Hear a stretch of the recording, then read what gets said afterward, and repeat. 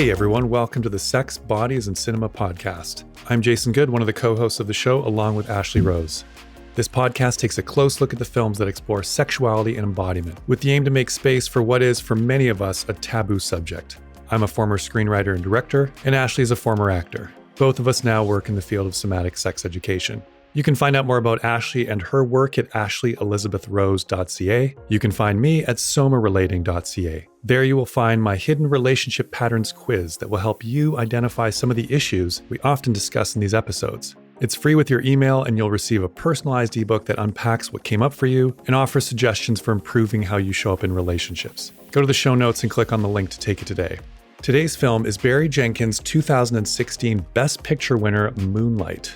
Moonlight is about a young African-American man, Chiron, as he grapples with his identity and sexuality while experiencing the everyday struggles of childhood, adolescence, and burgeoning adulthood. Our guest today is Jeremy Crittenden. Jeremy is an actor and comedian based in New York. You can find him on Instagram and TikTok. The links will be in the show notes. Early in the conversation, we flagged that we are three white folks originally from Canada talking about an African-American story set in Florida. The movie has many layers to it, and the ones dealing with the African-American experience and what it means to be in a black male body in America are themes we do not discuss. In the episode, we list some important voices who can speak to those layers of the story, folks who have been our teachers in this regard. I encourage you to go to the show notes to check out the links to these important voices. This is a conversation show, and no matter what a film is about, each of us encountering the story will have our own unique reaction to it based on our own personal stories. As I say in our conversation, the more particular and grounded in a specific reality a story is, the more it invites us to reflect on our own particular stories. And since gender and sexuality and identity are an essential part of the film, we'll look at it through our own lens of somatic sex educators, as well as Jeremy's own experience of identity and sexuality.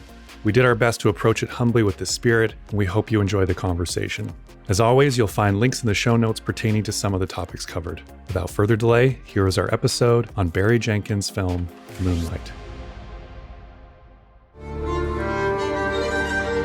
At some point, you gotta decide for yourself who you're gonna be. Can't let nobody make that decision for you. Seeing the trailer that time, I was, again, really moved. That's a great trailer. And one of the shots that struck me was there's a tracking shot where you follow the young boy, the teenage boy, and then the adult man right early in the trailer, just kind of letting you know what this movie's about. Yeah, what were your reactions seeing the trailer again? How was it for you, Jeremy? Oh my God, so good. So good. I love the emotional tension that exists between the characters in this film all the time is so rich. Ugh, and it's right there in the trailer. I love it. Yeah, I find it a trailer that's really loyal to the film. I don't find all trailers, like some trailers are trying to just hook people, but this one really seems like the tonal quality and what they choose to show, like you said, like it's so indicative of that guitar string tension and the intensity of being alive in the relationships that the film shows. So I just adore this film, so I could watch the trailer a lot. It's funny you said the guitar string tension because it was strings. It was all strings music in the trailer, and there's a lot of strings in the movie. Yeah, that was really well noticed. This is Sex, Bodies, and Cinema. I'm Jason. I'm Ashley. This is a podcast about films that tackle the subjects of sexuality and embodiment. It's a conversation show where we'll unpack the films from our own perspective as both former artists and practicing somatic sex educators. Today's film is the 2016 film Moonlight, written and directed by Barry Jenkins, based on the play by Tarell Alvin McCraney, called In Moonlight, Black Boys Look Blue. Moonlight is about a young African-American man, Chiron, as he grapples with his identity and sexuality while experiencing the everyday struggles of childhood, adolescence, and a burgeoning adulthood. In fact, the story takes place over 3 separate chapters of his life, childhood, adolescence, and adulthood, each with a different actor playing the main character. Our guest today is Jeremy Crittenden. Jeremy is an actor and comedian based in New York. You can find him on Instagram at jcritty and on TikTok at HiJCritty. That's JCRITTY. In fact, we're recording on October 17th, and this won't be out for a while, but you've actually got a show tonight at the Queer Comedy Festival in New York. Is that right? Yeah, that's right. I'm hosting tonight's show for the New York Queer Comedy Festival, which is just one of my favorite things to do. Amazing.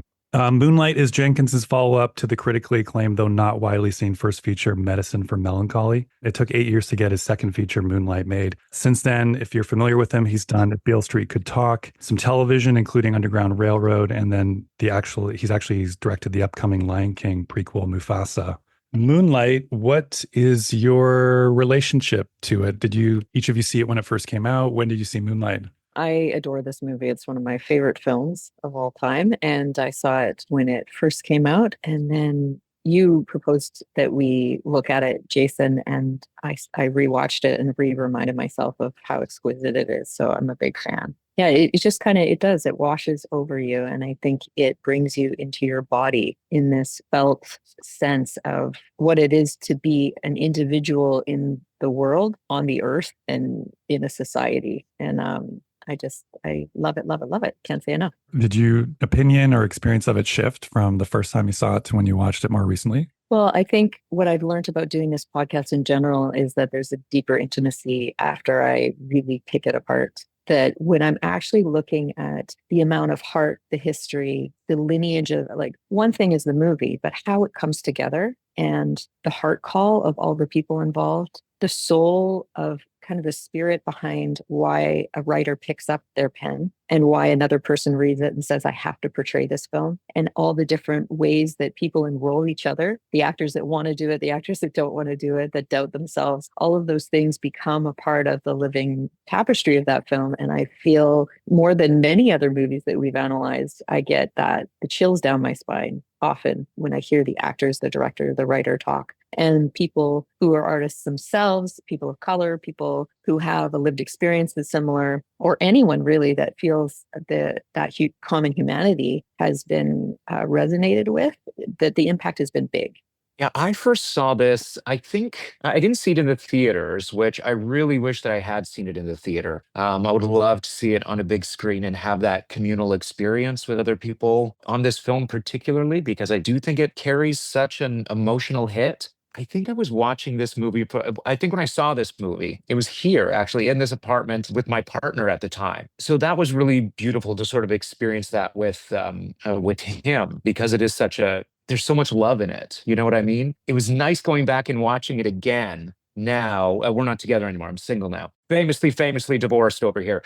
And so it's nice going back and revisiting it again at this stage in my life. Somebody said that it really brings you into your body, and I couldn't agree with that more. And I didn't really realize that until you said that. So yeah, there's a lot for me in this film that I really connect to. I've been the victim of violence. I'm a gay man, so there's a lot of things that as I was going back and watching this again recently that I'd kind of forgotten. I think I'd forgotten how impactful it was to me, even though there's so many differences, so many vast differences between me and every character in this film. But I think that really says something to the story, that how much I found in it, how much I was able to connect to it. Yeah, let me I wanted to just have a disclaimer at the top of this conversation. And Jeremy, what you said there just segues nicely. We're three white folks talking about an African-American film set in Florida. We couldn't be further from this experience in a lot of ways, although, like you said, there is some overlap. We're not going to have a conversation in this podcast around what it means to be a Black male body in America or the African-American experience. These are just themes that we aren't going to address. We don't have experience there. We don't really have the right to speak into those at all. So I just wanted to briefly mention some incredible voices that are out there if people are interested in that subject matter before we dive into the film, just to draw attention to those voices, because they've helped me at least understand a little bit about what that experience might be like. So the first person that came to mind as I watched this movie was Aaron Johnson. He's at the CUT Project. So CUT stands for Chronically Undertouched. His website is www.cutproject.org. I've been really lucky enough to be in some workshops with him, and he's helped me to understand some of the themes in this film. The CUT Project is also on Instagram at cut.project. Also, Resmaa Menakem and his book, My Grandmother's Hands. He's also on Instagram, Resmaa Menakem. Adrienne Maree Brown is another teacher for me through her books and social media. She's also on Instagram, Adrienne Maree Brown, Maree. And then lastly, I thought I would mention Raoul Peck's work, especially his latest miniseries on HBO entitled Exterminate All the Brutes. In Canada, it's on Crave. These are all really important teachers for me. We'll have links in the show notes. I encourage everyone to check them out if they've not encountered these teachers. This is a conversation show. No matter what the film is about, each of us encountering it will have our own unique reaction to it based on our own personal stories. And I think that is the power of story. So as I watch Chiron grow up in Florida, in the most oppressive of situations, I can still find myself reflecting on my own story, even as I was a privileged middle-class white kid in the Canadian suburbs. I think that's the power of storytelling. So we'll interact with the film and react to the film, bringing in our own stories and experience, but also understanding that some of that is limited. And of course, Ashley and I will bring in our own lens of somatic sex education as a springboard. So again, I just want to say to check out some of those voices. Beautiful. And, there's a lot of layers to that. There's class system, like talking about what it's like to be in a certain class system in a certain country. There's orientation experiences that people may or may not have. There's just so many layers in this film, which is why, like you said, it's such a beautiful exercise in empathy. And I also want to say, as a practitioner, we have these dilemmas in our rooms all the time. Like if a BIPOC person comes and we're a white practitioner, there's choices around whether that's going to be voiced, whether that needs to be addressed, whether they're the person bringing it forward, whether we are. There's lots of multi-layered complexities that also mirror maybe some of the complexities that we're going to have in this conversation as well, and what it means to talk about an experience that is not yours. That what is it to support an experience that is not yours? Where is the repair, and where has it become like another oppression? So I'm glad you spoke to that. And yeah, let's jump in. Talk about the meat and bones of this. Totally. Let me just, thinking of Jeremy, your reaction to the film, I wrote down this quote from Roger Ebert that I wanted to just read right now. He said, we are all born with a certain package. We are who we are, where we are born, who we are born as, how we are raised. We're kind of stuck inside that person. And the purpose of civilization and growth is to be able to reach out and empathize a little bit with other people. And for me, the movies are like a machine that generates empathy. It lets you understand a little bit more about different hopes, aspirations, dreams, and fears. It helps us to identify with the people who are sharing this journey with us. Yeah, I think that's the power of cinema, is like you're looking through a lens, like you're looking through eyes. And so you're taking it into worlds that you wouldn't otherwise experience. So when I first saw this, I don't think I saw it in the theaters either, Jeremy. I think it was an important film. It was a Best Picture nominee. And so I probably just rented it or something. But I can remember feeling like I had experienced a world that I was completely unfamiliar with as a straight white kid in the suburbs, but somehow felt like a part of me understood a little bit of what I had just experienced. Like there was empathy had grown inside of me. And then coming back to the film years later, having encountered some of these teachers, done some of the somatic training, and now working with men from time to time, I got to see it in a new lens as well. So it's an incredible film. It generates empathy for someone like me in a way that I haven't experienced before. Yeah, and I'm excited to dive into it with both of you. So the film is told in 3 chapters: childhood, adolescence, adulthood, and each section doesn't really cover that much time. It's just like a sequence of events at each stage of their life. So the first one, chapter 1, is called Little, which is a nickname that our main character has. But we're introduced first to Mahershala Ali's character, Juan, as he's overseeing some drug dealers in Miami. And then when we're introduced to the main character, Chiron, he's escaping being bullied by hiding out in a crack house. And of course, Juan finds him and brings him back to stay with his girlfriend. What stood out to both of you in this opening sequence of scenes? I loved that. What really stands out for me in this part of the movie is how we're introduced to community in this story. You know what I mean? The community of that neighborhood, the community of, the guys selling drugs. We have sort of a father figure in there. Like I was thinking of every block in New York City, I say, has a mayor of the block. On this block here, his name is Christian. He lives next door. He's absolutely awesome, right? He knows everybody. He knows everything that's going on. He's kind of like the heartbeat of our block. He's a character out of a movie in and of itself. And so I sort of recognized that right away. I was like, okay, great. I understand who that is. And he's looking out. He's looking out for everybody, right? And of course, we see also the complexities of a community, later on when he's admonishing the mother for smoking the drugs that he sold her. That level of complexity I really love. So I loved seeing the community of this film, boom, right away. Some of the first things that I noticed were, first of all, we get introduced to how often we see Little's back, or the character of Chiron, how often we see his back. And I didn't notice it until I saw actually the trailer. And I'm like, he's always walking away from us. We're always looking for like, it's almost like you could call his name and he could turn around. So we see a lot of times where he's walking away from us. And I think that might be one of the ways that this film plays with identity and what, have you ever thought you saw someone in a crowd and it wasn't the person that you thought and you call it their name and they turn around and you're like, oh, it's a weird moment, right?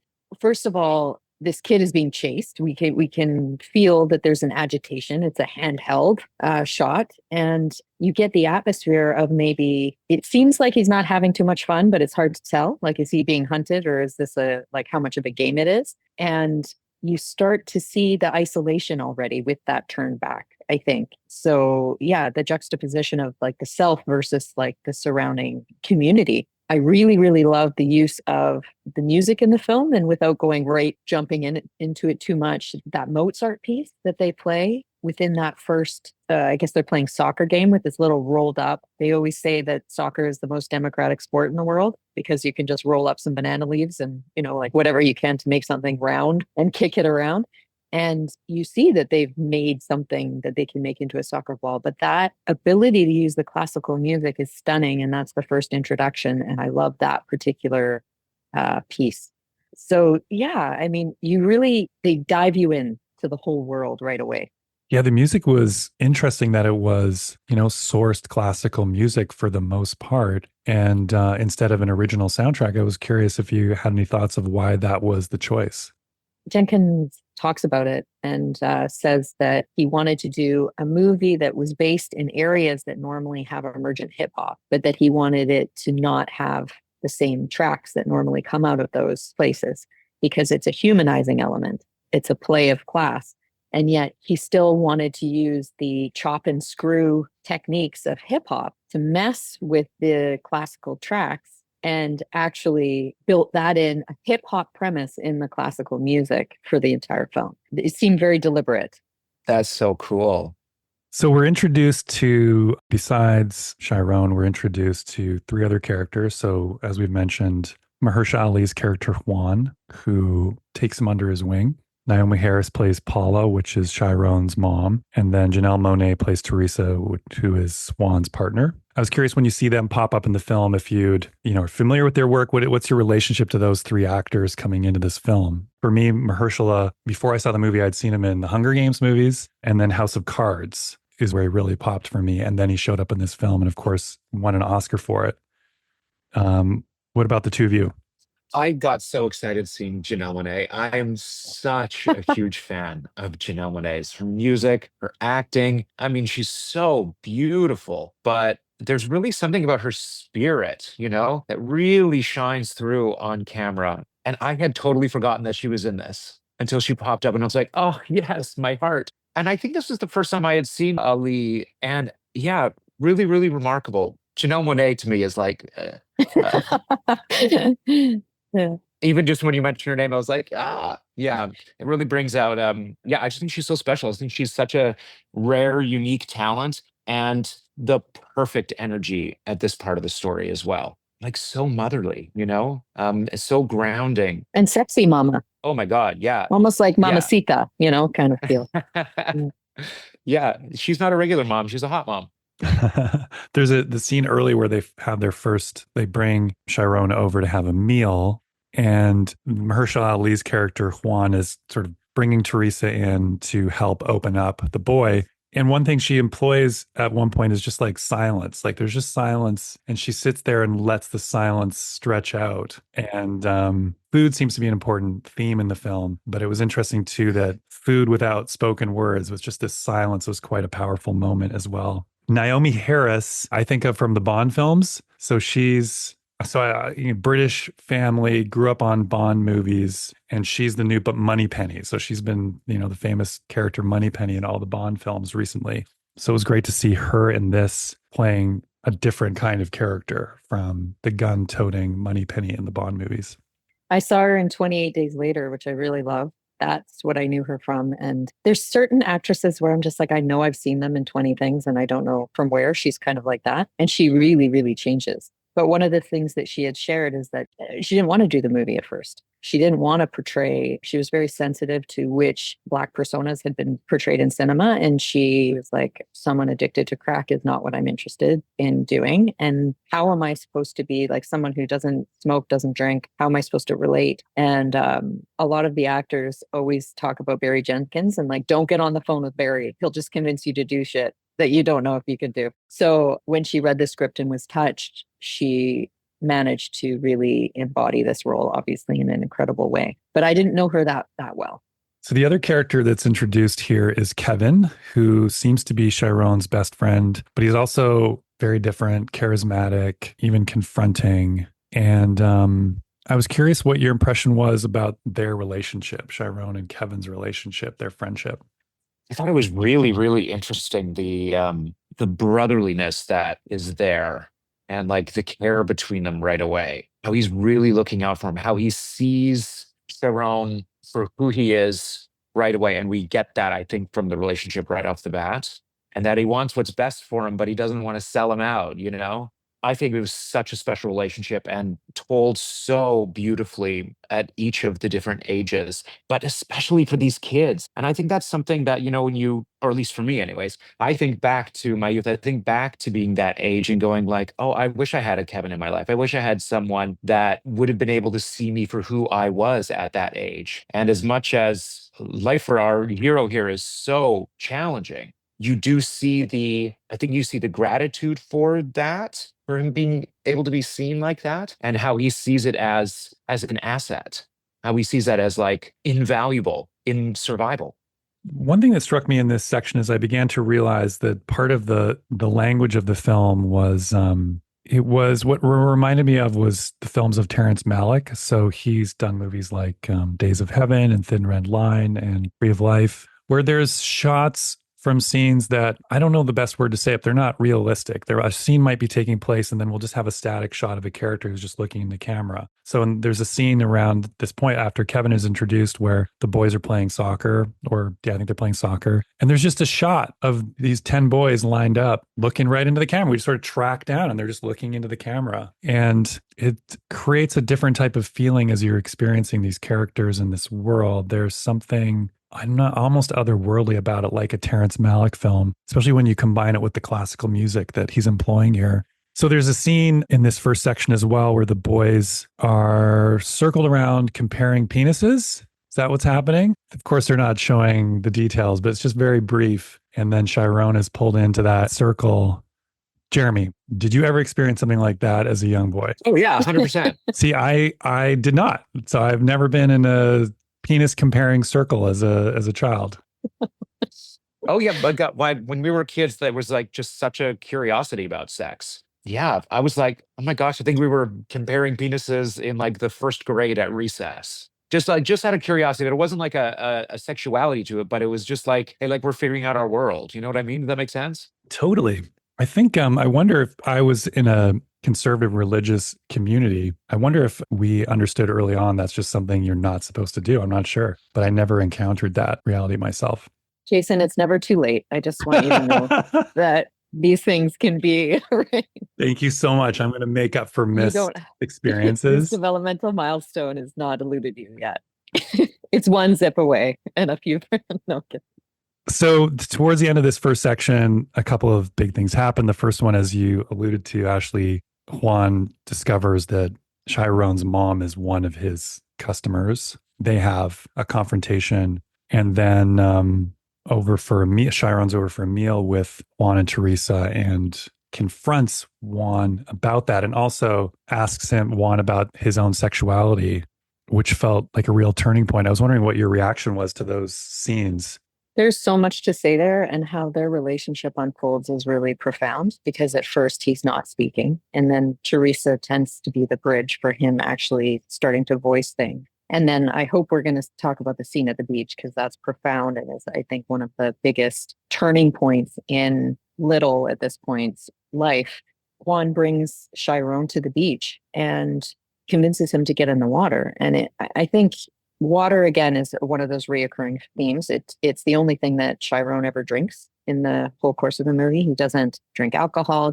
There's always water-based. He has a really profound bath at a time where in the film where he's suffering. But this is the first time that anyone has actually taught him how to be prepared in the ocean of life, besides maybe Kevin. So again, we're learning who our pillars are, our angels are. But first of all, the positioning of the camera is half in the water and half outside the water. So we get that feeling of like, will we be able to overcome the waves of life, or are we going to be partially submerged? And he encourages him and teaches him how to be in that water. And then when he feels strong enough, he lets him go and says, I think we've got a swimmer.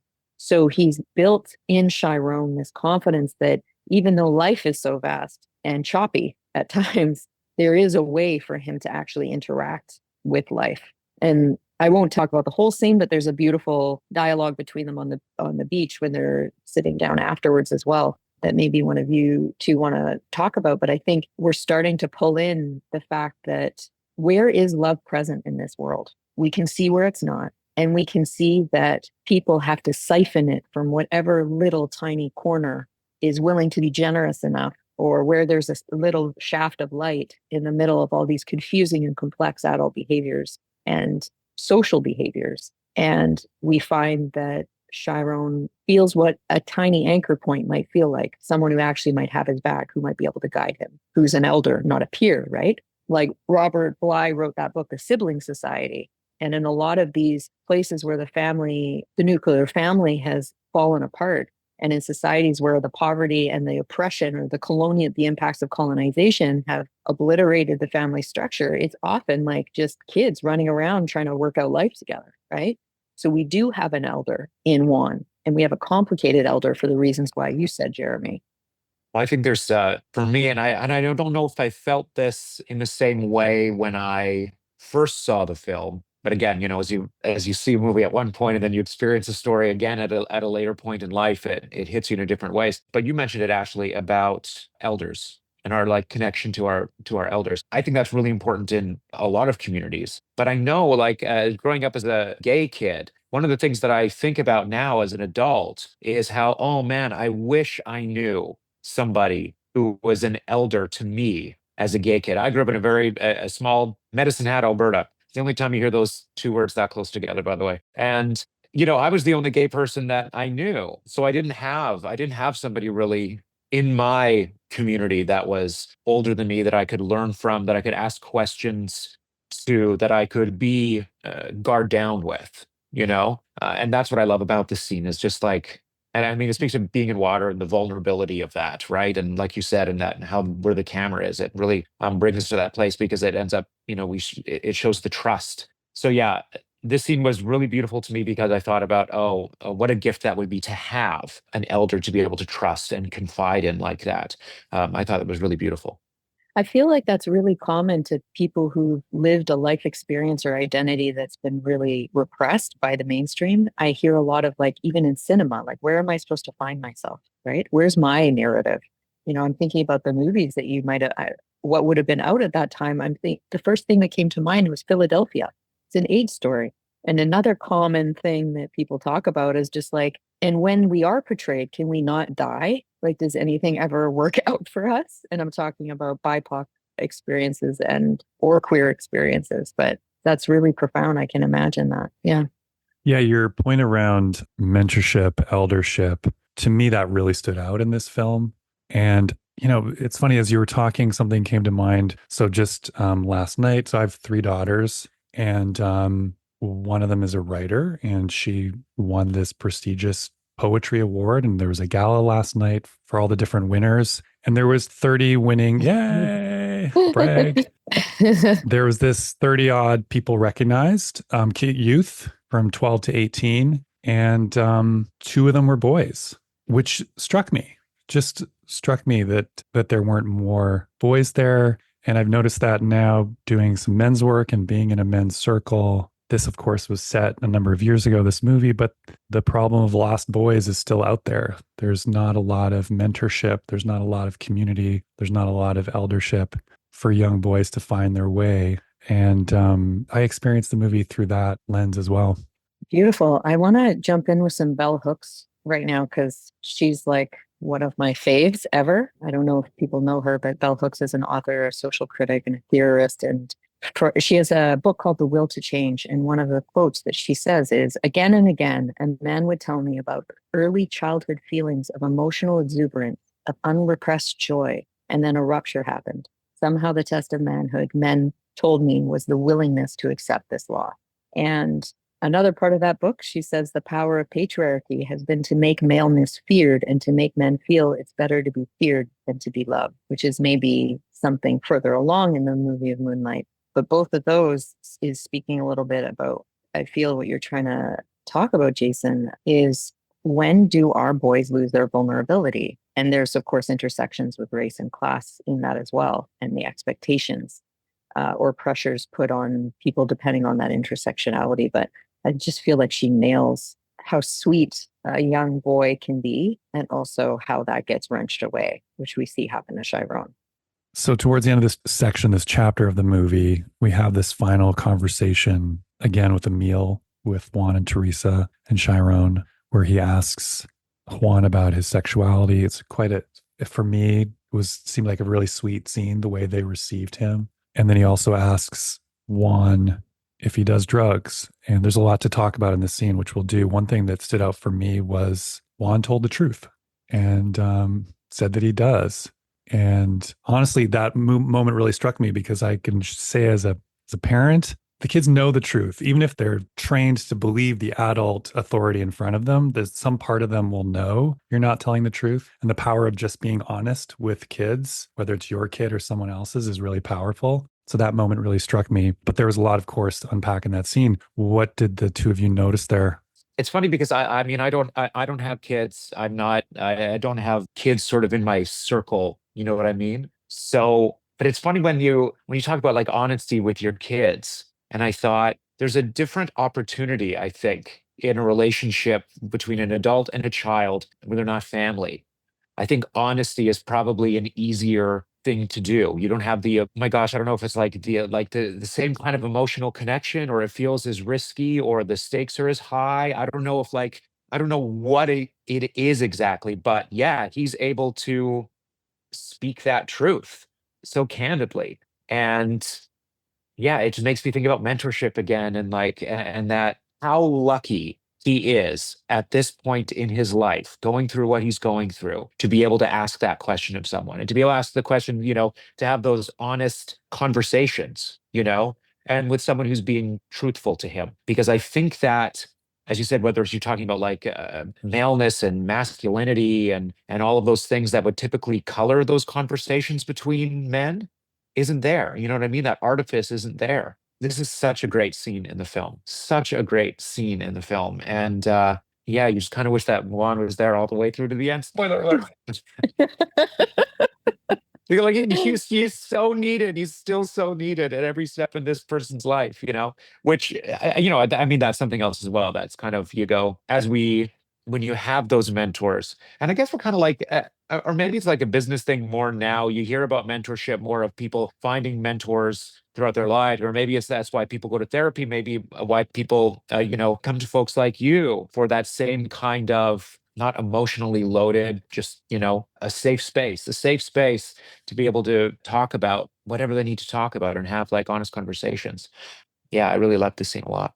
Just to answer your question, I think the thing that strikes me about this whole section of Little is just what an incredible sort of, they say a blade of grass can push through cement. And that's a little bit what Chiron seems to be, is this gentle spirit that seems to know exactly what's up and has this deep, connected, profound truth and integrity inside himself that makes him not want to voice anything, because he understands that he's not necessarily going to be heard, received, validated, or it's not his expectation. But he's not willing to play games. He's not willing to put on a mask. He is himself in the face of violence, teasing, and he's also got questions. But when he finally gets connected, he holds up the mirror and he goes, well, what are you doing? And I don't think kids do that in a space where they don't feel safe. And I do believe that we see Juan's character spiral in a bit of shame. Like he's deeply impacted and emotional.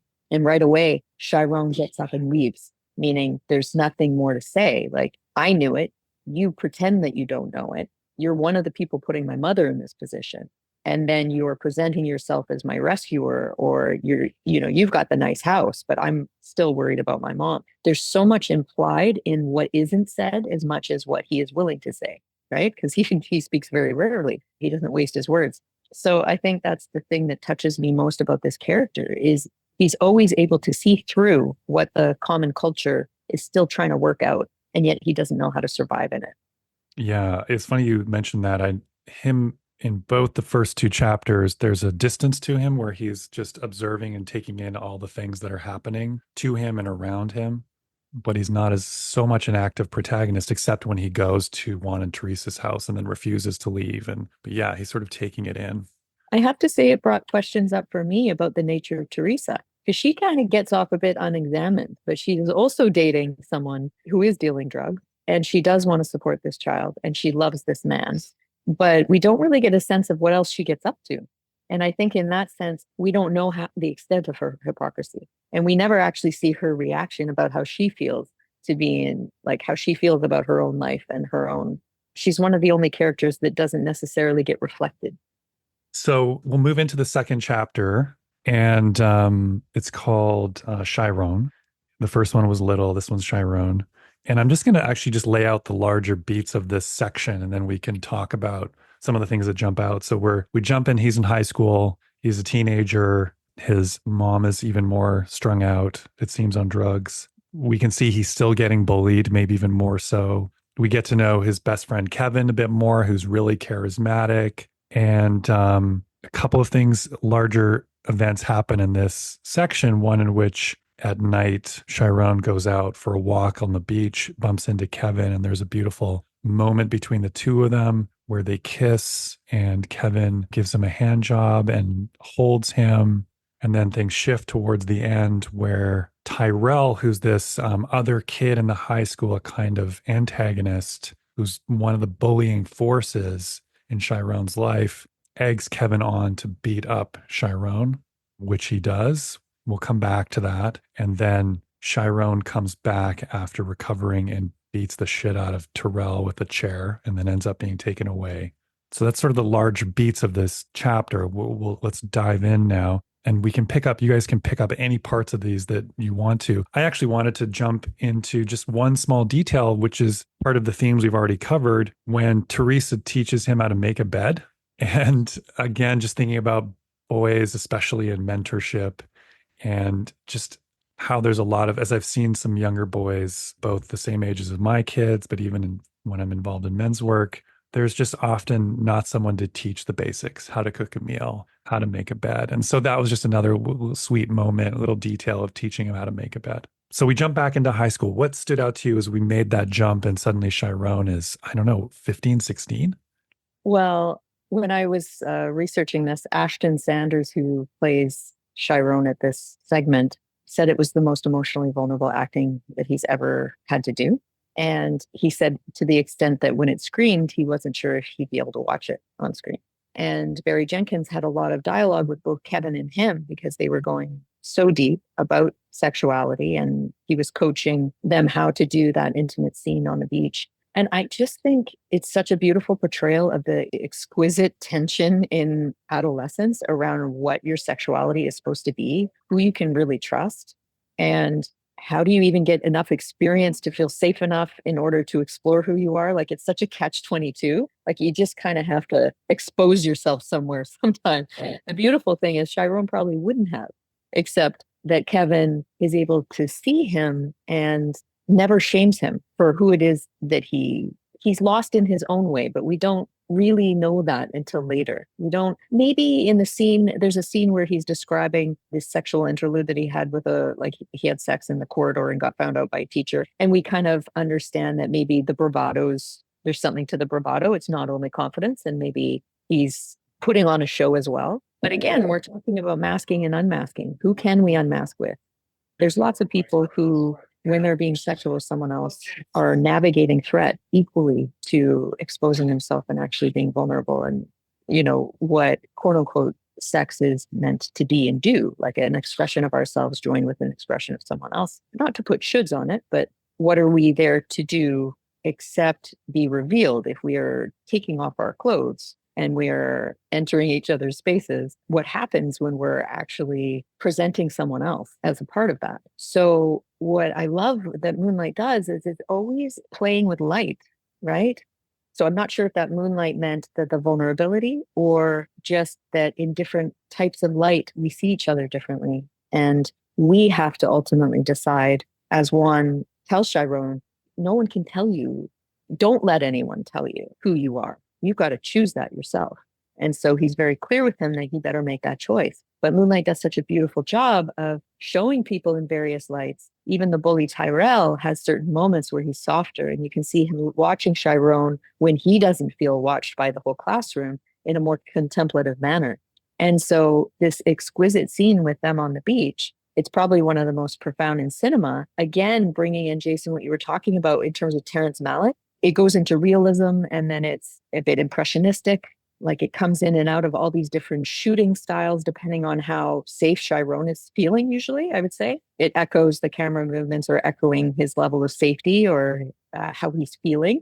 And in this, it's just a shot from behind. It's very kind of, it's not that direct. We don't see what's going on, but we know what's going on. And the fact how they really start connecting is by acknowledging they both cry. Again, we've got the entrance of water as part of the theme, right? And vulnerability. And in this space, it is possible to be truly sexual. In this space, it's possible to be truly known. But again, they're in that blue light of the beach, that permissiveness of, reminds me of Romeo and Juliet. There's so much beautiful poetry in Shakespeare of like, by night, we can truly reveal ourselves. That is not the quote. But there's a lot in Romeo and Juliet that speaks to that same thing, that in certain lights, we can truly be all of ourselves, and we're outside of society and what people tell us we are, and we can truly love who we love. So I think it's incredible. I don't know. I think I feel like I just kicked up a bunch of dust, but what do you both feel about that as well? There's something about in this film that where he's finding refuge in dangerous places. You know what I mean? Like right off the top, when he's running away, he takes shelter in a crack house. You know, this is like such a beautiful moment where he lets all these guards down, right? He has one of the most profound moments of his life on the beach. You cannot be more exposed, you know? And so you see throughout the film of somebody who knows they don't belong, who feels like an other in so many ways and never really able to communicate it very, very well, finding safe space in the most dangerous, the most vulnerable places, which I think is just so incredible. At the same time, like having a sexual encounter on a beach is also like the most romantic, you know, like it's, I mean, I'll tell this little story. I went to Miami once and met this guy. And this all allegedly, all of this is allegedly, if the FBI is listening. And we had a great time. We went out to a club. We had like this wonderful time. He didn't really speak much English, so we like communication was different, and it was really, really late. And I was in Miami with a friend of mine who was injured, so like I couldn't kick him out of our hotel room, and we couldn't go back to the guy's place because a family was visiting or something. There was some reason, and I was like, oh, I guess this, you know, this hookup isn't going to happen. And he was like, we can go to the beach. And I was like, yeah, you know what? We could go to the beach. And that is exactly what we did. And there was something I just remember like looking out over the water in this like beautiful night and going like, oh yeah, I will never forget this. And it was like a hookup, right? But there was just something so romantic about the whole thing, something so spectacular. The sex was great, but Allegedly. allegedly. Allegedly. But no, there is like, but it was one of the, it's like pitch black, right? It's pitch black outside. And so, yeah, you're only lit by the moonlight, but there is still, you feel so vulnerable. You feel so exposed from like the vastness of the water, the vastness of the sand. Like the world just feels very open and very, you know, it feels dangerous. And I think that's part of the thrill of it. So I think there's like, you know, the thrill of that, the exposure there. And also like your first sexual encounter with someone is the most thrilling and horrifying, and like all of these things happening. And I really think we get all of that. And I just love even what he does with his hands in the sand at the various points of the hand job. They're spending time together. They kept going back to the sand. Anyways, I hope that tangent It's contributed to fruitful. this conversation in this Absolutely. way, other than like Jeremy just really went back to Miami there for a second. You're just affirming the beauty of that scene. You know from Yeah. experience. It is interesting that the scene takes place at night, and when you're quoting Romeo and Juliet there, Ashley, like this happens at night, but it's so brightly lit. There's a sort of pocket of moonlight on them, so they're brightly lit by this bluish light. You can kind of see the ocean disappearing in the distance, but it's just like this pocket of light rather than you would expect this to be something in the pitch black where they can hardly see each other, and it's a little safer in a way, but it is so beautifully lit. So as a lot of films have, this is sort of the midpoint of the film. And often in a midpoint, you might have what's called like a false victory or a false defeat. And this is clearly a false victory because you're like, okay, we've reached this point. He's sort of like Kevin. Also, there's some fluidity in Kevin's sexuality at the very least. And he's had this beautiful moment. And then everything shifts in the other direction. So I have to say, one of the refreshing things about this film is why it shifts. I found that so like such a breath of fresh air, is that the next day it wasn't like Kevin had betrayed him and all this kind of stuff. It was again the social construct of it that became heavy on both of them actually. And we get to see the unique pressures on Kevin that we weren't as exposed to before. yeah, exactly. So describe what happens there.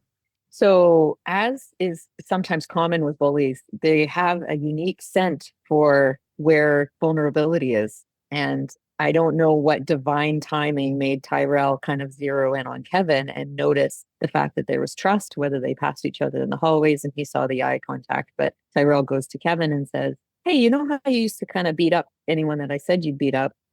Would you still do that? And sets him up and doesn't tell him who. And Kevin is masking and trying to be unthreatened and says, yeah, bro, of course. And then we cut to the scene in the playground where it's actually Chiron. And he's even angry at Chiron because Chiron keeps getting up and he coaches him to stay down because he doesn't want this for him. But again, we see that tiny, indomitable spirit that was housed in this little boy in the beginning stand tall in the teenager, where he has the integrity to be like, no, if you're willing to do this, then I'm taking all the hits standing. And he won't cut him any slack of that nature. There's a shot at the beginning of that scene that it was just one of those moments where it's like, oh, good directing just elevates the story. So before we cut to seeing Kevin standing in front of Chiron, we see Tarell circling, and the camera sort of like is rotating from the middle of the circle and following him as he just like paces like this kind of like predator or like a shark swimming in circles or something. And we follow him and it spins and it spins and there's this strange sort of vertigo and intensity that you experience. And then we see that it's Kevin. It was that shot stood out to me. And then the violence erupts. Jeremy, how did that scene land for you? I mean, I always have a tricky time watching scenes of violence, especially when it's, towards queer people. I was the victim of a hate crime when I was 18 years old, steel plate in my jaw for the rest of my life. So they always kind of like land a little bit differently for me. I really do feel it in my spine every single time. Doesn't matter how much time goes by, it's always there. So yeah, there's a certain level of like empathy and fear and anxiety that I feel in scenes like that. And especially because of the relationship between the two of them and what we've seen between them and how they're sort of like thrust into this moment where there's only one way to get through it, and it's horrible, you know? So seeing the act of violence is one thing, but then also it's being, forced upon both of them, really. But so it's committed by someone who he has so much love for. So yeah, it's these scenes are always a little hard for me to watch, to be totally honest. But that's the story, right? Like it should be hard to watch. And I thought it was really, really well shot. You mentioned that swirling shot, and it feels right. I think is where I'm trying to get to. I was like, yeah. I mean, I honestly I don't remember what happened to me. I was out unconscious, thankfully. But with the memories of it, very much a swirling thing. So really incredibly well told, this part of the story for me. I have a question for you, Jeremy. Like, because this movie is all about how we end up armoring or the face that we think that might help us survive in the world so that that horrible thing doesn't happen again. We see what happens with Chiron. What are you aware of in your own life? What were the layers that you had to go through in order to become yourself? And could you share some of the presentations that you went through that you thought might be helpful to you and what that did to you as a person? Oh, for sure. When I came out when I was 16 years old, and shortly after I came out, I was doing there was like this youth theater program over the summer in Edmonton that I went to. And that was the first time, I had a boyfriend. And that was the first time that I like met other young gay men, and seeing the sort of like the plethora of different personalities that we put on, right? And so I came back home after that as just like the sassiest, gayest, most flamboyant Jeremy, and I tried that on. And I think what I liked about that, or why it seemed to suit me at that time, was do either of you ride motorcycles? Have you ever trained to ride a motorcycle, drive a motorcycle? No. Nope. One of the things they say that to keep you safe on the road is to be visible, to be in front of the driver. And it feels scary, right? Because you want to like, oh, I'm on this thing, like anything can knock you over. It's very, very dangerous. And so you think, oh, I want to be off to the side where it's going to be a little bit safer. No, you want to be visible. You want to be out in front. You want to make sure everyone sees you. And so I think at that point in my life, in my youth, I wanted to be visible. I felt safety in that because I thought, if I'm everywhere, if I'm massive, if I'm, you're not going to mess with me because I'm hard to miss.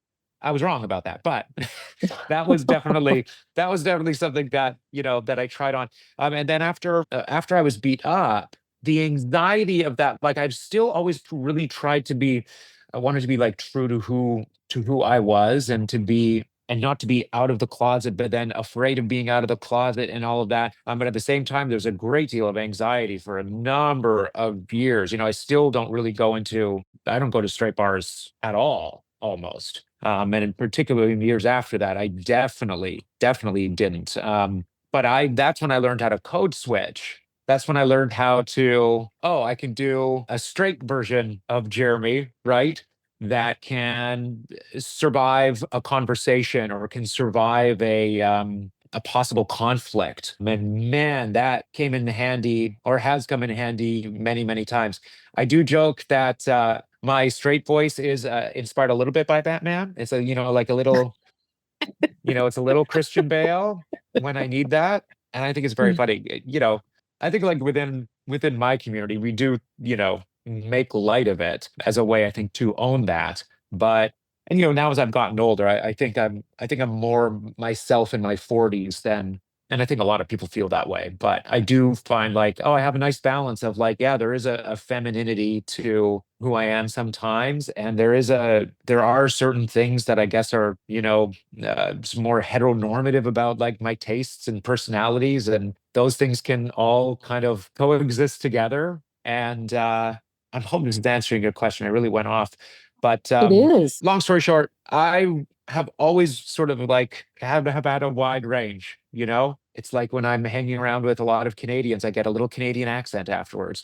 If I'm hanging around in like a space with a lot of queer guys who are flamboyant, I think I take some of that on. I think I'm a bit of a sponge that way, but I kind of love that. And I love feeling in control of a social situation and knowing how to manipulate that, whether it's right, wrong, good, bad, whatever. I think over the years, as a survival mechanism, I've learned what that is, and to own it, and for it to be mine. It's a tool. It's a tool that I have now. Thank you. Do you feel like there was a cost? And how do you think the lived experience of being in your body, those two questions I'm curious about. The cost. Yes. Yeah, absolutely. I think, like I said, there's just places I don't feel safe. There are people I don't feel safe around. That's never really changed. But I will also say that if you find silver linings in places, I've always said after that experience, what doesn't kill you makes you stronger. I truly believe that. And I do think it made me a stronger person. And I think it also taught me a lot about that. That was the first time I sort of like waded into activism as well, because I was very vocal about what happened to me. I was very vocal about why it happened. The justice system in Canada disagreed. They believed a group of violent liars over the victim of a crime. I don't think I can legally say it was a hate crime because they wasn't adjudicated that way, but they were certainly hateful. But yeah, I think there are costs to it, but I mean, I don't know. I don't know who I would be without it. It has had one of the most impactful moments of my life. And it is almost 25 years later. And there still isn't a day that goes by that I don't acknowledge that it has an impact on me every day. But I own that. I don't look at it as I don't feel like a victim to it, or I just know that it's just there, if that makes sense. Thank you. Yeah, thank you for sharing that. One thing I also mentioned about this chapter of the movie, which we haven't talked about, is the absence of Juan. So it's hinted at that Juan passed away at some time in between these two chapters. And this really lends itself to what we're talking about. The absence of Juan is really felt. The lack of mentorship is really felt. And so then this event in particular, like what you were describing, Jeremy, sends the next chapter into this entirely other direction where Chiron makes choices about how he's going to stay safe in the future. We're going to jump to that chapter in a second. I actually just wanted to unpack an idea that is important to me. So Chiron in this chapter is what we would call like a scapegoat. And I found it really, I'm just going to unpack this idea of scapegoating because I found the writings of René Girard a number of years ago where he explained how scapegoating works within a community. And it's really enlightened. It's helped me to see things through his lens, through that lens of his particular explanation of scapegoating. So if people aren't familiar with the term, it's a biblical term from the Hebrew Bible where the sins of the community were placed on a goat, and then the goat was sent into exile into the wilderness to sort of expel the community of their communal sins. And we use it now to describe the practice of singling out a person or group for unmerited blame and the consequent negative treatment that we place on that person or group. So the way that Girard explains it, like, why do we do this is like the question. And he describes that humans are driven by what's called mimetic desire, this desire to mimic the people around us and to acquire and have what the people around us have. So this sort of like a triangulation of desire. It's basically like an energy of envy builds up. And this is especially true in like high school, where you have this, you don't have a solid identity, you don't have a solid sexuality, you're at the whim sometimes of your parents, and you're just looking around at the other kids and sort of desiring what they have. And this energy of envy starts to build up within a group. So I've noticed it having been a part of sports teams. This mimetic desire gets really strong, which is why hazing, especially in the past, was such a problem. It's a version of getting this energy out through scapegoating, usually the rookies. So anyways, this mimetic desire, it's a kind of contagion of envy and confusion builds up to the point at which a community might actually like start to break apart. And so at that point, a person or a group is singled out as essentially like unconsciously or consciously as the cause. And then they're often the object of violence or expulsion or exile in order to kind of like move that energy out of the group onto a person so that the group can experience cohesion again. So you'll see, I have teenage girls, and you see that there's so much like energy of envy within teenage girls as they're comparing each other and coming into their own selves and their bodies. And the way that they kind of expel that is by singling out some other girl that's not part of the group and putting that energy onto them rather than on themselves or the people within the group. And so that person or that group becomes the scapegoat and actually increases the cohesion of the rest, the group that put that energy onto them. So yeah, families do that. The black sheep of the family is often the sort of the scapegoat to help expel this energy.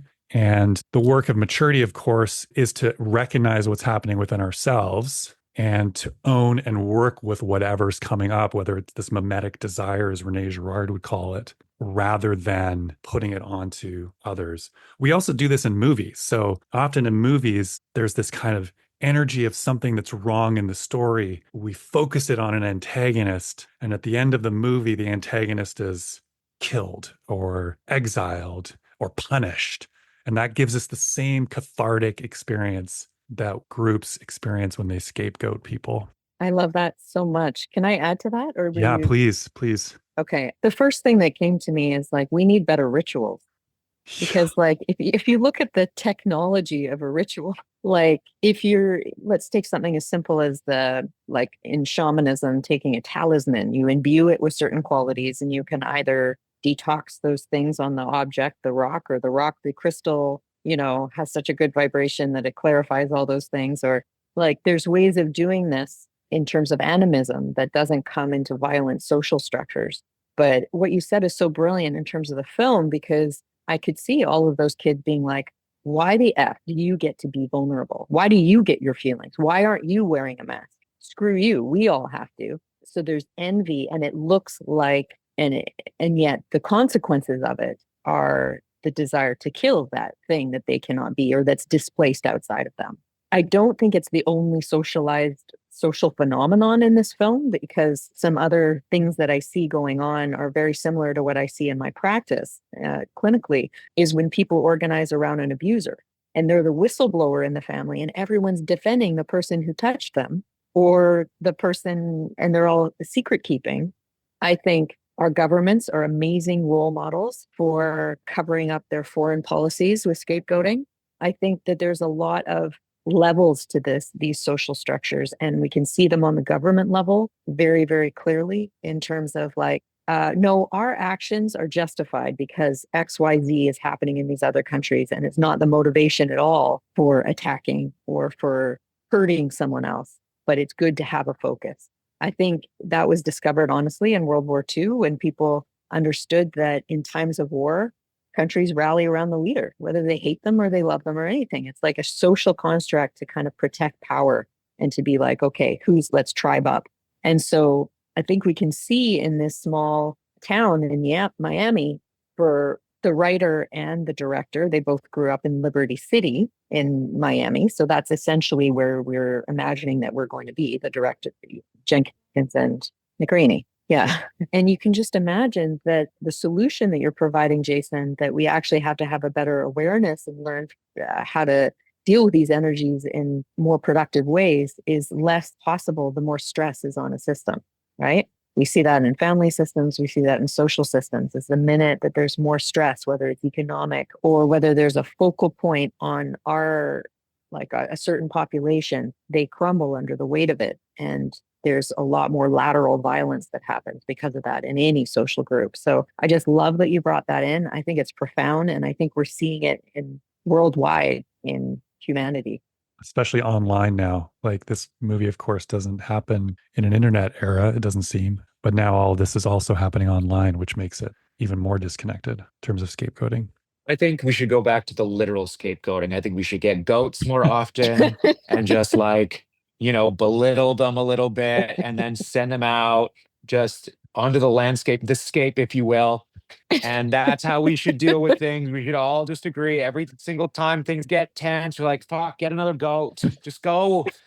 Some in the back.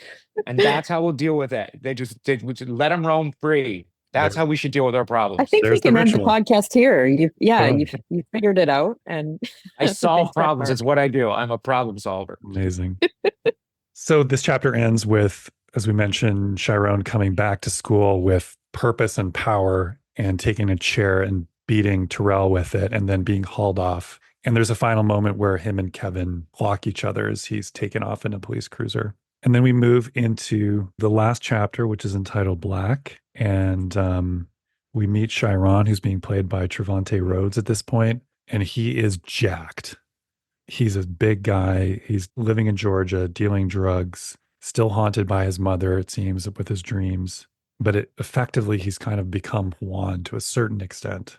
And then out of the blue, Kevin calls him, and it's maybe a decade later, and apologizes, connects with him. And this seems to disrupt where Chiron is at. And Chiron decides to drive back to Miami, sees his mother, but then ultimately there's this final scene of Chiron and Kevin at the diner where Kevin is working. Kevin has gone to prison. He learned to cook. He now has a child. And there's this long, beautiful conversation between the two of them. What jumped out to both of you from this chapter, this sequence? I think I find this movie very romantic, and I know that it's a lot more complex than that. But if there's a rom-com that would really get me, it would be pretty close to this, uh, because I feel like love against all odds is really beautiful, and also people that see each other. I do think that usually lasts. I think we have all had an experience with someone in our life where we're like, I wonder what it would be like to see that person again, and would I have the same feelings? I don't really mean that. It's like that experience plus 10, like the person who just, regardless of how we presented ourselves, seemed to be able to see us. I think that's gorgeous and profound and unforgettable. And I think it stays in ourselves. And perhaps that means that reminds us of who we are. And I don't think we always get the chance to go back, right? Like we see Juan is gone. He's not there anymore. And I feel quite touched by the fact that the mother is still alive, actually. We haven't talked much about the mother. I think we should go a bit more deeply into that. But the evolution of her seeing someone try to parent while they also have an addiction, the first time we meet her, you can tell she's working her butt off. She doesn't know whether her kid's home or not. You get the sense that she's doing shift work. She's not on any kind of substance. And in fact, she's really worried about her son near someone like Juan, and Juan feels judged. So again, we're looking at perspectives and the different lights that people see each other through. But the unfolding of how she starts using, I was really touched by, because for 11 years, I worked in frontline social work. And the last 7 of those years, I was working in family reunification, where people with active addictions like to stop to work against the polarization of good parenting and addiction. Because of course, when you're on a chemical substance, your priorities begin to shift, but there's all sorts of gradations and reasons why people use these coping behaviors. And it's not true that it always makes you a bad parent. Of course, we see a really extreme example here. And we see how the intentions of the parent are often so far removed from what those things compel them to do. And I would argue that that's no different than any parenting. Obviously, when things are chemically informed, it's like it's on another level. However, I know lots of people that really, really hurt their children, and there's lots of family estrangement that I see in my practice. And the feeling of the parent is like, how could it have all gone so wrong when they were a sweet little baby and I had them in my arms? I didn't mean to hurt them this much. I was only dreaming for them. So even though I think there's way more to say about the mother's character and Naomi Harris within that role, and why did she feel like this was the role that she was willing to represent a Black woman that had this life situation and these coping behaviors? I think it's because it has dignity and humanity in it. And we see her in this third chapter have this beautiful scene of not only apology, but in one moment, she actually expresses a bit of disappointment, like this was never what you were supposed to be. And that Chiron reacts to, it's like very inflammatory. And my interpretation of that is how ironic it is that when people don't know what to do with a pure soul, they might treat a person like crap. They might scapegoat them. They might ignore them. But we all feel each other. And even though we might have been complicit in that person's pain in life, we might not have wanted them to change on a core level. They might have been a beacon of hope for us in a weird way. They might have been someone we found sweet, but we dismissed. And so we hear the mom kind of say, like, that wasn't who you were. You were always gentle. You were always a beautiful boy. The essence under her lines. I don't mean that she actually says that to him. And that's when he stands up and he gets really, really angry, because for obvious reasons, he felt unprotected and he didn't feel that stability and things got really out of control. So just to take care of some aspects of the mom's arc, I'm really glad she's alive, because usually they kill off the mom. Usually there's a bigger deal of like, there's this big shootout scene where Juan would have died. He's gone, workplace hazard, right? Like this is a dangerous game he's in. So again, Moonlight's depth is in its subtleties. And I think part of why I like this last chapter is because it addresses the love that people were always feeling, but maybe couldn't ever express or be in integrity to. And again, we see that Chiron has enormous integrity. Bit of a TED talk, but I think there's a lot in that last chapter. Ashley, you brought up masking and unmasking. It feels like that last scene in the diner, that's an underlying theme in terms of Chiron having this mask not only of muscles, but of gold teeth. But there's this desire for vulnerability and to be seen underneath. And Kevin has evolved himself as a character and is clearly changed and is trying to draw some of that vulnerability out as they have this long conversation about what's happened over the last few years. And Kevin calls him out a little bit. And you can feel Chiron wanting to be seen. Well, he drives 10 hours. So there's something. But I also think we never really have known how much Chiron meant to Kevin. We only really knew Kevin's significance to Chiron. And so when we see that phone call, we see that he's also been unforgettable to him. How are you two impacted by these scenes? I really liked that. I know this came up earlier about the use of food in storytelling. Seeing him like lovingly prepare a meal, I thought it was like, oh, this is so perfect that he's a cook, and in a diner, there's that nurturing thing that happens when you're preparing a meal for someone. I loved that that was how they had this moment together. I think because it also not only does it like speak to the care that's in that relationship, but also for Chiron, at least maybe what I was taking away from it is that you see him like future casting or like thinking about what could have been, and thinking about what a slightly different life would be and how it was just like a little taste of that. And I really felt that in that scene as they're having the conversation, as he's eating the meal, as he's watching him eat the meal, as he's seeing him work that restaurant. I thought all of that was there, just like in his eyes, in what was happening and what was not being said, and all the subtlety of that performance. So I really, yeah, that's what I took away from this scene. And again, maybe it's a thing of like seeing something at a different point in your life. I think maybe when I was younger, I would probably look at this as like, oh, isn't that a thrilling thing that they get to be there together? That's sort of like, oh, another moment with the one that got away kind of feeling. Is it that? And then, as I was watching it again just recently, it makes me think of relationships with people in my life now that are those relationships are gone. And you think about like what those moments would be like to, oh, sit down and have a meal together and experience that relationship again with distance and as new people. And so, yeah, I found it really fascinating, really complex. The layers in it were just so incredible to me. Yeah, I found it really, really moving, really beautiful, especially the food stuff, especially watching him work. I thought there was so much happening there. Agreed. There's such a tenderness to that scene. There's such a sweetness, the way that the camera observes it gently. The lighting, any of the light reflections on their skin were blue. So it was kind of mirroring. It was in a yellowish lit, fluorescent yellow diner, but all the highlights on their skin were blue. And I'm always a sucker for the dance of intimacy between two male characters like that who are both wanting to be vulnerable.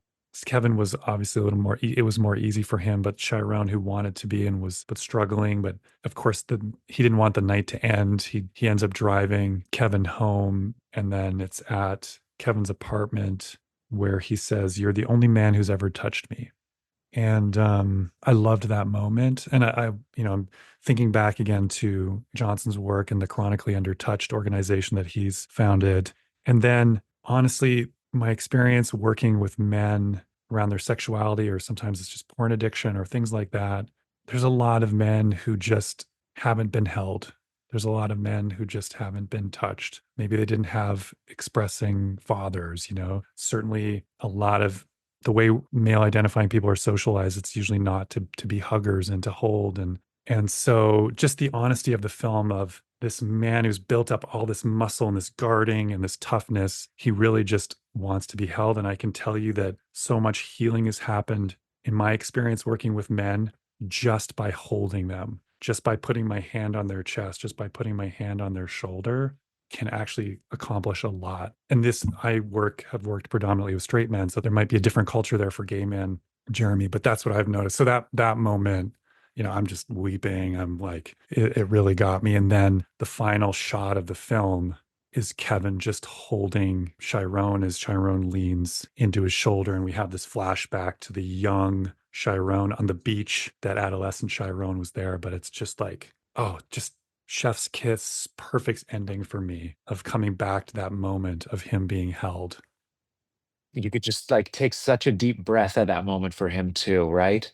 Oh my gosh, like what a relief that he gets this is how I felt, because I do think there is something the closest like I can relate to that character at that point is thinking about like just being in the closet and in a small place where you don't know other gay people. And like I remembering that first time that I was held by a man that I wanted to be held by. And like, oh my gosh, like the sky clears, you know what I mean?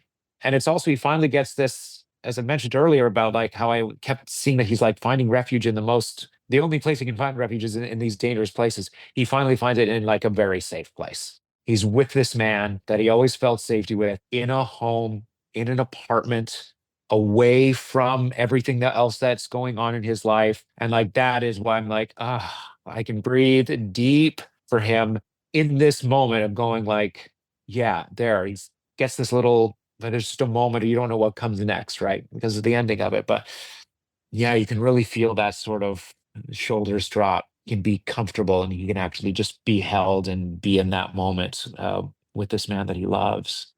I really appreciate, Jeremy, that you've drawn attention to that element of safety. That was something else that came up for me. I know there's a whole other conversation that's not for us to have around African American male Black bodies and that experience. But there is a conversation to be had around safety and ease in male bodies, regardless of color. So there's often an assumption that male bodies are always safe or should feel safe. And speaking as a big bodied male identifying person, so I'm over 6'7" and tend to tower over people. That's the assumption that people would have of me. And I understand like men are often perpetrators, they're generally stronger. And there is an absolute reality in which, for the most part, men are inherently more safe in an embodied way out in the world than women are. And that is true.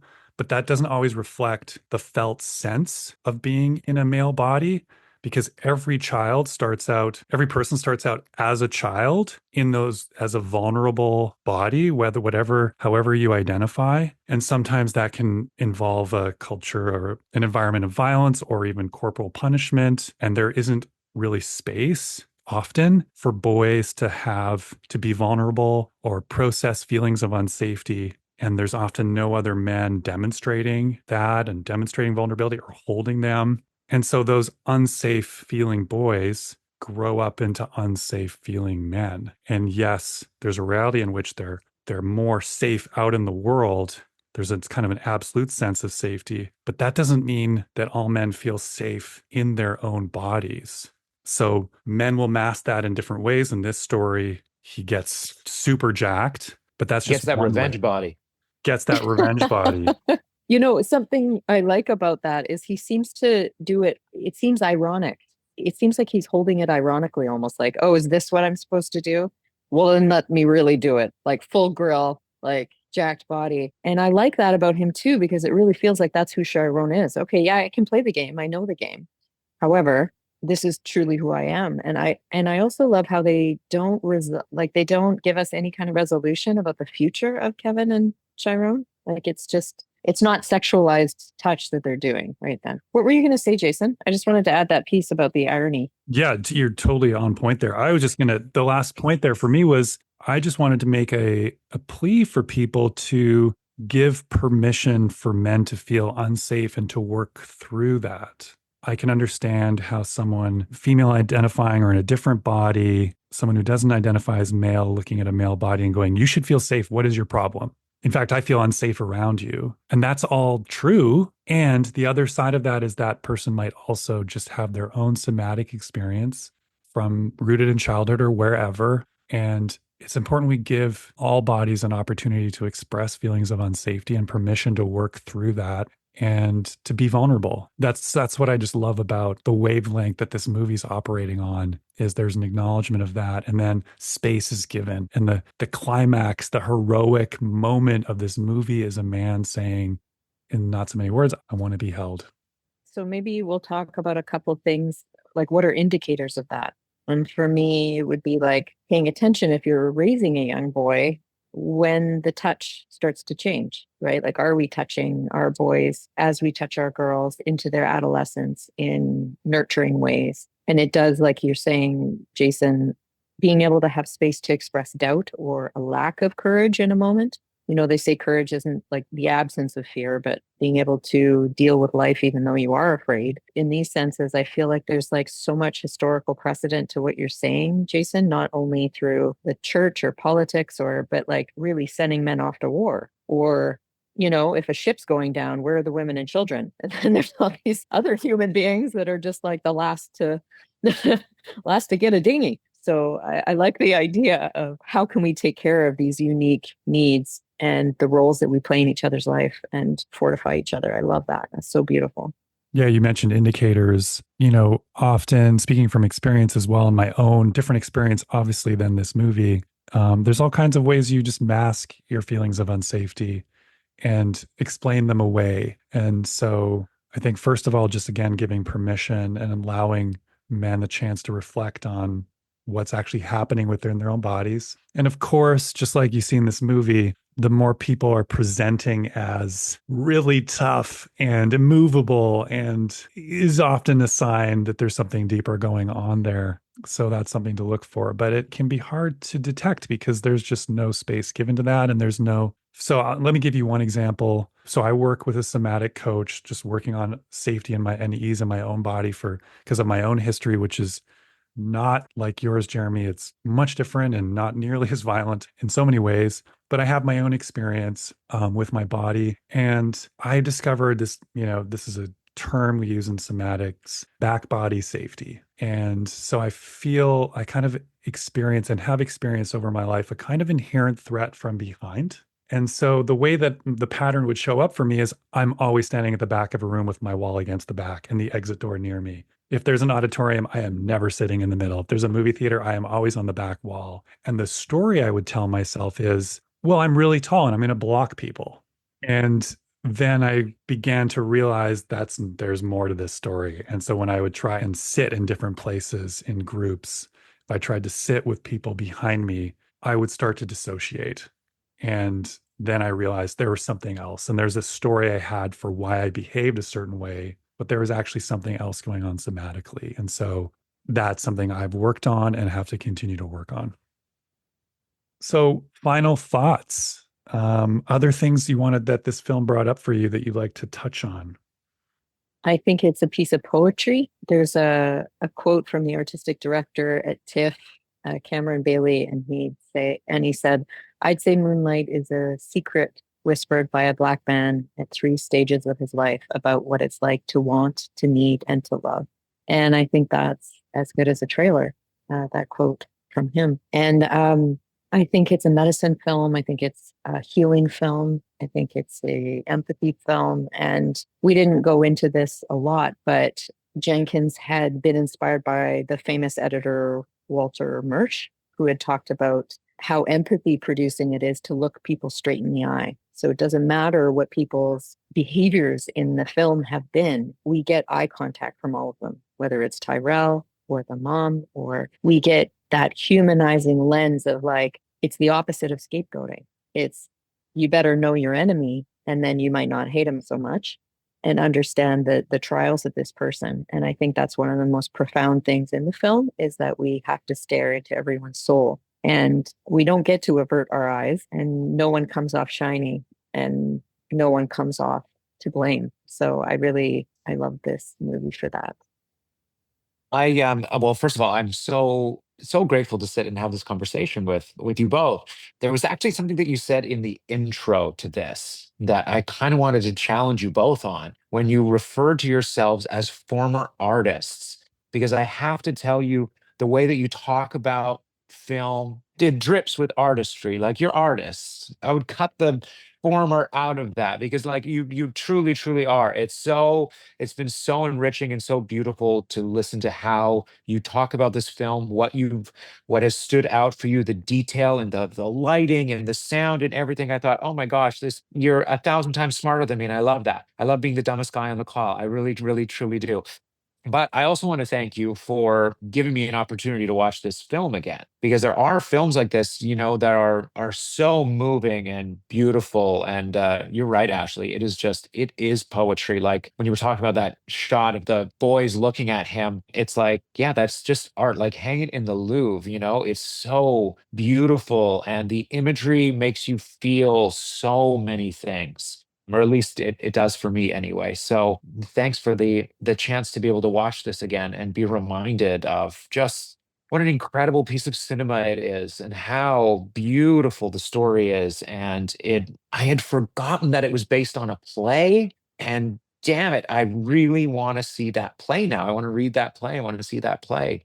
So first of all, thank you for all of that. But also, it's come up that, of course, we're, three white folks talking about a story that is inherently about the Black experience and the Black male experience. And it's pieces of art like this that show the universality of some things. And while the specifics of experiences might be different, and it's great that we're starting to live in a time anyway where we're more mindful, being respectful of stories and how we talk about stories, and where we throw in our hot takes, and all of that is changing. And you're both so mindful and respectful of that, and I think that's really, really beautiful. But it is also like great to see these stories and be able to go, I that reminds me of the way that I feel, and that's great. And I can connect to these characters in these different ways, not as a comparison of experiences, but of, what's the word that I'm looking for? I feel like I'm suddenly being inarticulate, but of acknowledging things in each other that are, well, we come from different places and are so vastly different as people, that there are certain things that we experience and hit our hearts and our souls in different ways that we can share. And maybe it's a good reminder that we are all essentially, together, hurling through space on a rock. And there's so much that can bring us closer together. We are a community at the end of the day. So yeah, it was nice being reminded of all of that, and nice seeing in this really, really beautiful journey things that I've, forgotten about myself. So yeah, that's my takeaway. Thank you. Jeremy, it's been a delight having you in this conversation. Thank you for Oh, thank you. your honesty, your vulnerability, your insight. Yeah, it was a real blessing. Thanks. I'm sorry to have thrown goats under the bus earlier, but I really, if it helps, we can, we can take everything out on goats. We just can't look them in the eyes, because this No. film told us that. Just avert the eyes, right? It's too intimate. It's too intimate. We'll have links to all the ways you can connect to Jeremy and experience his content in the show notes. Very talented performer. Yeah. Mhm. I'm your new favorite fan. I've watched a bunch of your stuff on Instagram. And so I encourage other people to check out Jeremy's stuff. Thank you for a great conversation. Till next time. Thanks for having me. Bye-bye.